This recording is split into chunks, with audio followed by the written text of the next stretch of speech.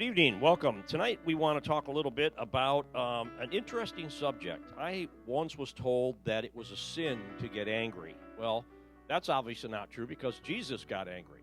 So there are times when righteous indignation is appropriate. In Matthew chapter 21, in verses 12 and 13, I'm just going to read this.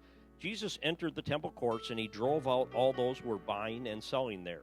He overturned the tables of the money changers and the benches of those selling doves. It is written, he said to them, my house will be called a house of prayer, but you are making it a den of robbers. So if you look at the passage, depending on which gospel you look at, one of them says he made a whip. Well, if he took the time to make a whip, that meant that it was premeditated. He was thinking about driving them out. He was thinking about what was going on. You have to look a little bit at the history and the cultural surroundings. So what sounds so horrible to us, actually, when you look back in their setting, people were coming from all over the known world then in pilgrimages that they were coming for the Passover, and they needed to have the sacrifices. So their sin offerings or thank offerings according to whatever circumstances there were. And they didn't bring those with them because they would have been live animals. So basically, it was a good idea. They can buy the sacrifices that they need, whether they're doves or lambs, regardless of what it was. But it was done in the temple. They were actually in the temple, so that's one issue. The other issue was that because they were coming from all over, their exchange, the currency they were using was the currency from their local place. So that currency needed to be transferred over. So there were money changers in the temple as well as, so like an exchange, as well as the guy selling the sacrifices in the first place. So it might have been a little bit more convenient, but basically it became just a mess.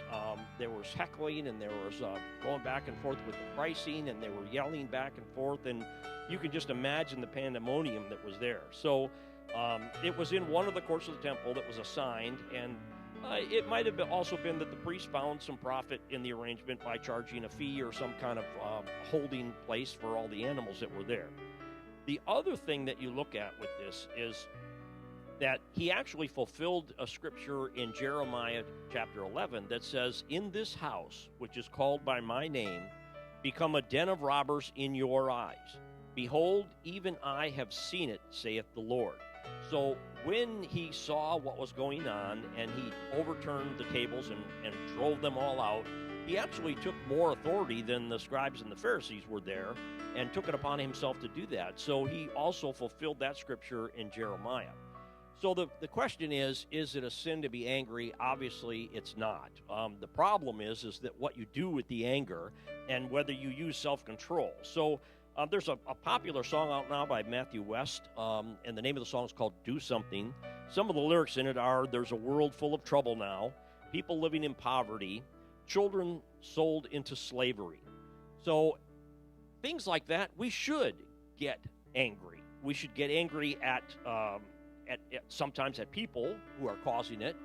Most of the time, the root cause is of Satan. So there is a place where righteous indignation is actually required. In Matthew 18:6, it says, if anyone causes one of these little ones who believe in me to stumble, it would be better for them to have a large millstone hung around their neck and to be drowned in the depths of the sea. So when you're looking at things like children sold into slavery, we should have righteous indignation. We should stand up and we should put a stop to it. If you look back in our history in the United States, in 1962, the Supreme Court ruled that we would take prayer out of public schools. Where were the Christians then that would stand up and become angry and stop that from happening? In 1973, Roe versus Wade, 54 million babies have been aborted in the United States since Roe versus Wade. And, I kind of have to wonder, could the person that would have had a cure for cancer be one that was aborted? Maybe a cure for the coronavirus?